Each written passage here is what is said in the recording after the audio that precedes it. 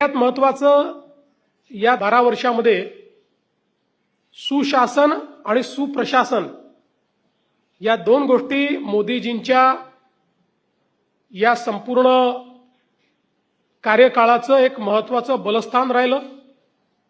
सरकारी योजनांचं digital monitoring, विविध योजनांचे लाभ थेट खात्यात जे लाभ मिळाले आहेत त्यात आतापर्यंत 51 लाख कोटी रुपये 51 लाख करोड इतके थेट नागरिकांच्या खात्यामध्ये पैसे हे मोदीजींनी वेगवेगळ्या योजनांतून दिले।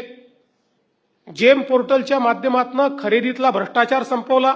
भारत नेटच्या माध्यमातून 2,14,000 ग्रामपंचायतींपर्यंत थेट इंटरनेट कनेक्टिव्हिटी नेली। 13 नवीन एम्स हॉस्पिटल तयार केले।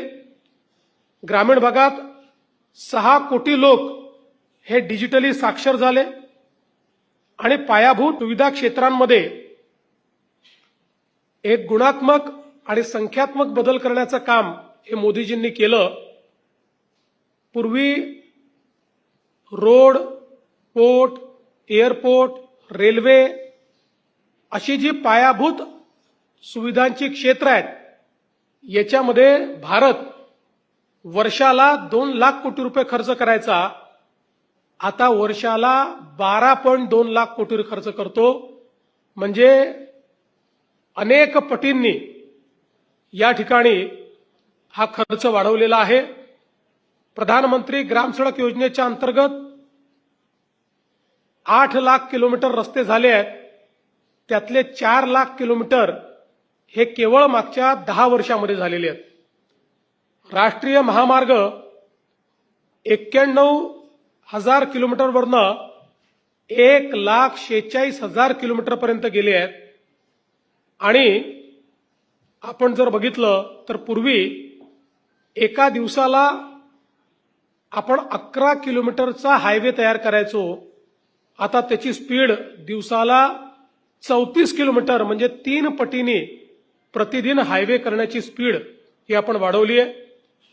रेल्वे ब्रॉडगेज विद्युतीकरण हे आता 99.6% झालंय, म्हणजे जवळपास 100% रेल्वे ब्रॉडगेज रेल्वे ही आता इलेक्ट्रिकवर आपण आणलेली आहे। आणि 1337 रेल्वेचे स्टेशन्स अमृत भारत स्टेशन्स म्हणून आज त्याचा कायापालट होतोय किंवा झालेला आहे।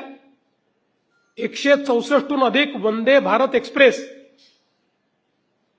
परदेशामध्ये किंवा जगाच्या प्रगत देशांमध्ये ज्या प्रकारची ट्रेन पाहायला मिळते ती ट्रेन 100% भारतामध्ये मॅन्युफॅक्चर करून आणि भारतीयांच्या सेवेमध्ये आणण्याचं काम करण्यात आलेलं आहे।